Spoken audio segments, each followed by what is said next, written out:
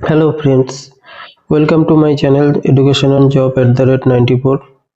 তো আজকে আমি তোমাদের জন্য প্রাইমারি টেট ইন্টারভিউর কিছু গুরুত্বপূর্ণ কোশ্চেন নিয়ে চলে এসেছি, যেটা আগামীতে তোমরা যারা 2022-23 সালে যারা ইন্টারভিউ যারা পাস করেছো তারা যে ইন্টারভিউ দেবে তাদের খুব হেল্পফুল হবে।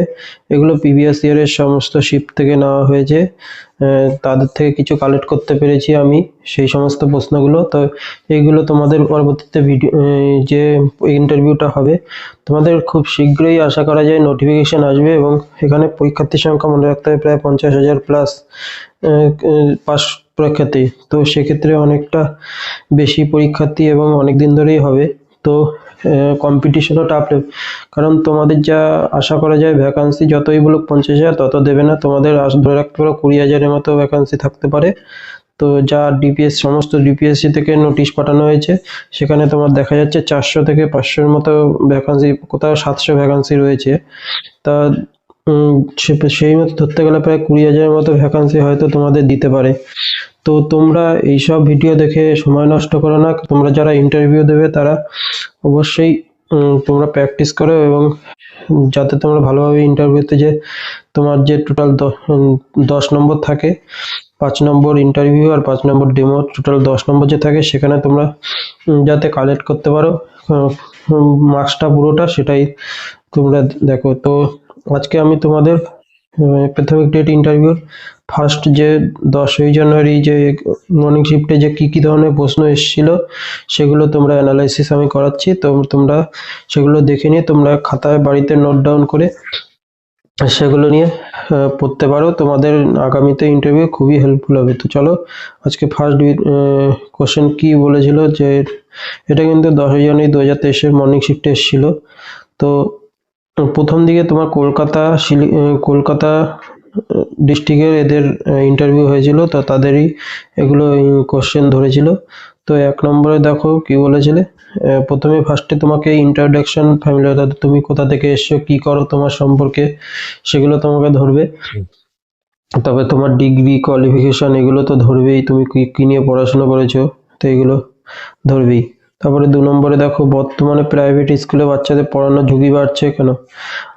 এটার উত্তরে তোমরা এর নোট আমি রেডি করছি, তোমাদের আমি ফ্রিতেই দিয়ে দেবো, কারণ এইসব কোর্স বিক্রি করে এখন যারা বিজনেস করতে চাইছো তারা তাদের মতো আর কি বলবো, যে সুযোগের সদ্ব্যবহার বলে না, তাই আর কি তারা সেটাই করতে চাইছে, আর কিছুই না। তো আমি একটু চেষ্টা করব, কারণ যারা এখানে চাকরি বাকরি পাচ্ছ না তাদের এখন যদি 1 টাকাও যায় তা সেটা অনেক ব্যাপার, 1 টাকা খরচ করা এখন। তো তারপরে দেখো আমি ট্রাই করছি যে তোমাদের ভিডিওগুলো ফ্রিতে, মানে পিডিএফ গুলো আমি তৈরি করছি, যেগুলো ফ্রিতে আমি দেওয়ার চেষ্টা করব, যতটুকু পারবো আমি টেলিগ্রামে আমি দিয়ে দেবো, যুক্ত হয়ে যাও। তো 3 নম্বরে বলেছে এইটার অ্যান্সারটা তোমরা শর্টে জেনে রাখো, যে বর্তমানে আমাদের যে প্রাইমারি স্কুলগুলো সেগুলো হচ্ছে তোমার বাংলা মিডিয়াম, কিন্তু ইংলিশ মিডিয়ামে প্রাইভেটগুলো ইংলিশ মিডিয়াম এবং ইংলিশের দিকে অভিভাবকদের ঝোঁক বাড়ছে, কারণ তারা প্রাইমারি স্কুলের থেকে ভরসা হারিয়ে ফেলছেন, তাই জন্য তারা প্রাইভেটের দিকে যাচ্ছেন, এটা বলতে পারো। তারপরে কি 3 নম্বরে দেখো বলেছিল পড়ানোর কোনো অভিজ্ঞতা আছে, এই ধরনের কোশ্চেন তোমাকে জিজ্ঞেস করবে।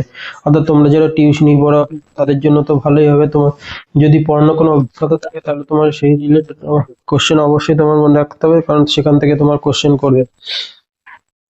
তারপরে বলছে বাচ্চাদের কিভাবে পড়াবে, অর্থাৎ ডেমো টাইপের একটা, তুমি কিভাবে বাচ্চাদেরকে কিভাবে পড়াবে সেই ধরনের তোমাকে ধরেছিল, এরকম ধরতে পারে। তারপরে 5 নম্বরের ডেমো, সেদিনকার তোমার যে ডেমোটা দিয়েছিল তা উৎপাদকে বিশ্লেষণ অনেক সময় ওরাই ঠিক করে দেয় বা তোমার নিজের পছন্দ। আবার একাধিক ক্ষেত্রে দেখা যায় যে তোমার যদি ইংলিশ সাবজেক্ট থাকে তোমাকে ইংলিশ না করতে দিয়ে তোমাকে ম্যাথের উপর ডেমো দিতে বলবে, অথবা বাংলার উপর দিয়ে তোমার সাবজেক্ট রিলেটেড ডেমো দিতে বলবে, এমন নয়। আবার অনেক সময় তোমার নিজের ইচ্ছা মতো দিতে বলতে পারে। এরপরে যেটা 6 নম্বরে যে তোমাকে জিজ্ঞেস করেছিল, তোমাকে এমন একটা ক্লাস দেওয়া হলো যেখানে 1 2 3 4 সব বাচ্চা একসাথে পড়াতে হবে, তুমি কিভাবে পড়াবে। তো এক্ষেত্রে তুমি এমন একটা জিনিস চুজ করবে বা গল্পের ছেলে বা যাতে সবার, এক্ষেত্রে তুমি পরিবেশ বিষয়টাকে তোমরা, দূষণ এগুলো সবারই পড়তে হয়, এই ধরনের বিষয়কে তুমি চুজ করতে পারো, যেটা 1 2 3 4 সবার জন্যই উপকারী হবে সেই ধরনের জিনিস তুমি পড়াতে পারো। তারপরে কি বলেছে 7 নম্বরে, যেটা প্রাইমারি স্কুলের কবিতা গল্পগুলো, অর্থাৎ আমাদের সহজ পাঠের যে কবিতা থেকে শুরু করে পাতাবার যেগুলো কবিতা লেখক, তাদের লেখকের নাম, গল্প, এসে কবির নাম, এইসব যেগুলো থাকে সেগুলো তোমাদের মুখস্থ করতে হবে প্রত্যেকটা পাঠ্য বইয়ে। তোমরা ভালোভাবে মুখস্থ করে নেবে, কারণ কোথা থেকে প্রশ্ন দেবে কেউ জানে না, কোনটা ওরা ধরে বসবে কেউ বলতে পারে না, তোমাকে সবকটাই মুখস্থ করতে হবে। আচ্ছা। আর একটা কোশ্চেন তোমাদের ধরেছিল যেটা আমাদের লেখা হয়নি, সেটা হলো বালা। এই বালাটা খুব ইম্পর্টেন্ট।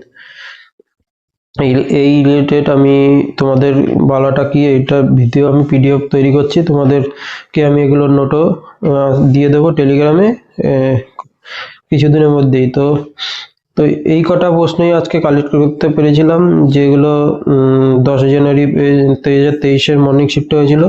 তো আগামীতে আরো নেক্সট ভিডিওতে অন্যান্য শিফটেরও আমি ট্রাই করছি। তো আজকের মতো এটুকুই। Thank you for watching my channel. পরবর্তীতে অন্য ভিডিওর জন্য টেলিগ্রামে যুক্ত হয়ে থাকো, আমি ট্রাই করছি অন্যান্য ভিডিওগুলো নিয়ে আসার জন্য।